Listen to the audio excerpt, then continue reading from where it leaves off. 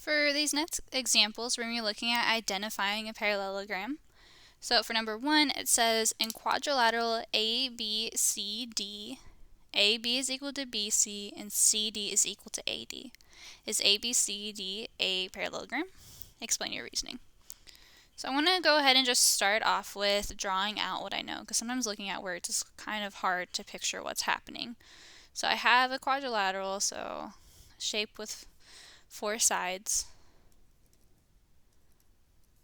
and it's ABCD. It doesn't matter where you put these as long as it's in order. So going clockwise, it goes A, B, C, D. And I am told that AB is equal to BC, so AB is congruent to BC. Those two sides are congruent. I'm also given that CD is equal to AD, so this side is congruent to this side. And I used 2 tick marks so I can differentiate between the two that are congruent.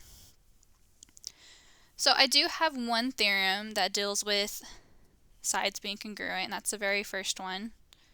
And that one tells me if both pairs of opposite sides of a quadrilateral are congruent, then it's a parallelogram. However, this one isn't pertaining to that theorem. And the reason why is that these sides that are congruent are opposite of each other. They're actually adjacent. So the answer here is we cannot tell.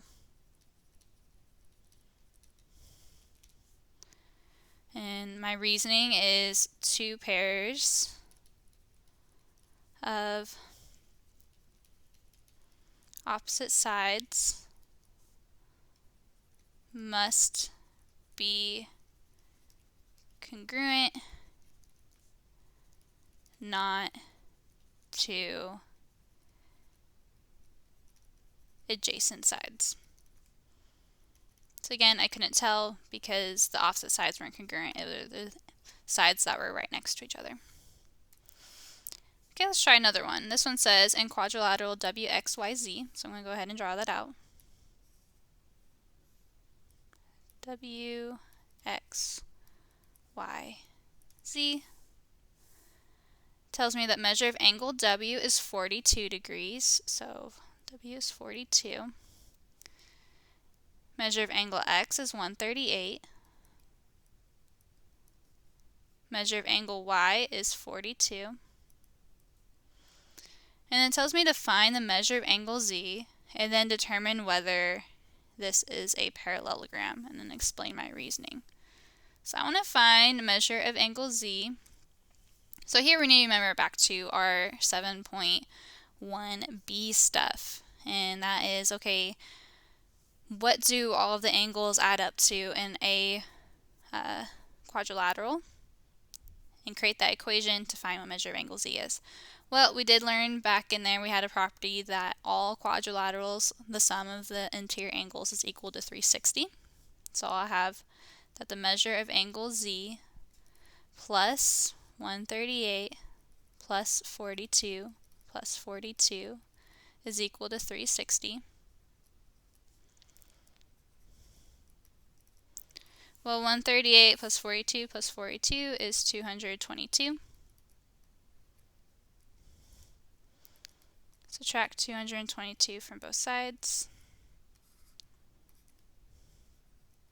And I get that the measure of angle Z is equal to 138 degrees. Okay, now I need to determine whether that means this is a parallelogram or not. Well, here we're dealing with angles, and our converse told us that the opposite angles need to be congruent. Well, I do see here W and Y, they're congruent, they're both 42. X and Z, which I just found to be 138, are also congruent. So that means the answer here is yes. And my reasoning is the opposite angles converse.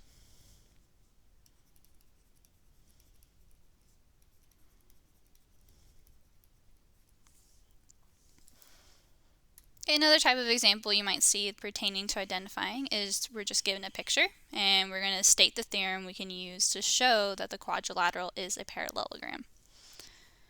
Okay, looking at number 3, I see I have a pair of parallel sides, and I know that from that arrow right there. And then I also see that these two sides are congruent. I know they're congruent because they are both the same length. They're both 30. Well, what was that dealt with a parallel and congruent side? That is my third theorem, which was the opposite sides parallel and congruent converse.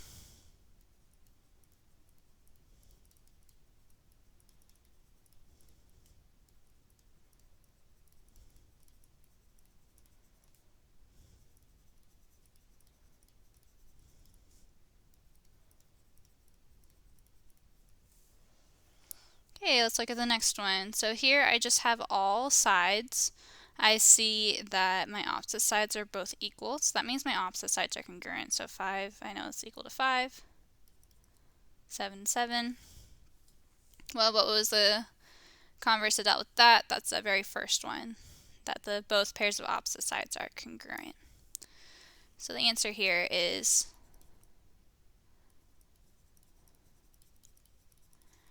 parallelogram, opposite sides converse.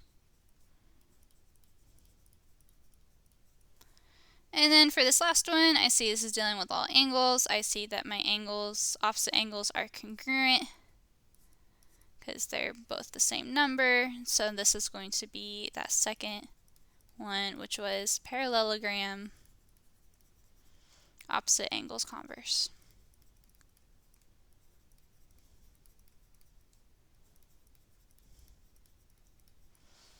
Okay, that is it for this video. You can go ahead and move on to that last one.